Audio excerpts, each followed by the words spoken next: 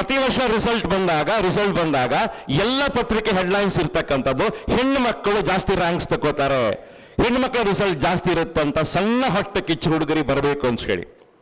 ಹುಡುಗರ ಹತ್ರ memory power ಇಲ್ವಾ? ಹುಡುಗರು ಬುದ್ಧಿವಂತರು ಇಲ್ವಾ? ಹುಡುಗರು ಖಂಡಿತವಾಗಿ ಟ್ಯಾಲೆಂಟೆಡ್ ಇಲ್ವಾ?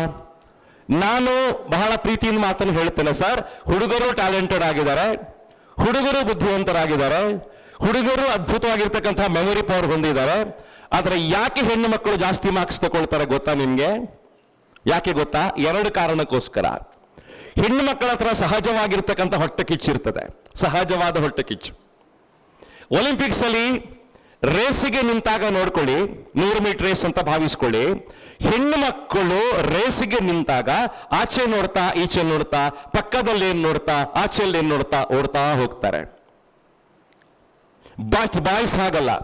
ಬಾಯ್ಸ್ ಒಳ್ಳಿ ಸ್ಟಾರ್ಟ್ ಮಾಡಿದಾಗ ಆಚೆ ಈಚೆ ನೋಡೋದಿಲ್ಲ, ಅವರು ನೇರ ಒಳ್ಳಿ ಸ್ಟಾರ್ಟ್ ಮಾಡ್ತಾರೆ. ಪಕ್ಕದ ಲೈನಲ್ಲಿ ಒಂದು ಹುಡುಗಿ ಮುಂದಕ್ಕೆ ಹೋಯ್ತು ಅಂತ ಆದ್ರೆ ಆ ಹುಡುಗಿ ರೇಸಲ್ಲಿ ತನ್ನ ಸ್ಪೀಡ್ ಜಾಸ್ತಿ ಮಾಡ್ಕೊಳ್ತಾರೆ, ಹೊಟ್ಟೆ ಕಿಚ್ಚೋದು, ನಾನು ಗೆಲ್ಬೇಕು ಅಂತ ಹೇಳಿ. 2ನೇ ಕಾರಣ, ಫೋಕಸ್ ಅಲ್ಲಿ ಯಾವತ್ತು ಹೆಣ್ಣು ಮಕ್ಕಳು ಸ್ಟ್ರಾಂಗ್ ಇರ್ತಾರೆ. ಫೋಕಸ್ ಅಲ್ಲಿ ಹೆಣ್ಣು ಮಕ್ಕಳು ಸ್ಟ್ರಾಂಗ್ ಇರ್ತಾರೆ, ಅದರಿಂದ ಜಾಸ್ತಿ ಹೆಣ್ಣು ಮಕ್ಕಳು ರ್ಯಾಂಕ್ಸ್ ತಗೋತಾರೆ. ಹುಡುಗರು ಹೊಟ್ಟೆ ಕಿಚ್ಚು ಪಡಬೇಕು ಅಂತಿಲ್ಲ ಸರ್, ಹುಡುಗರು ಕೂಡ ಅದ್ಭುತವಾದ ಮಾರ್ಕ್ಸ್ ತಗೊಳ್ತಾರೆ. ನಾನು ನಿಮ್ಮನ್ನು ಕೂಡ ಕಂಗ್ರಾಚುಲೇಟ್ ಮಾಡ್ತೇನೆ.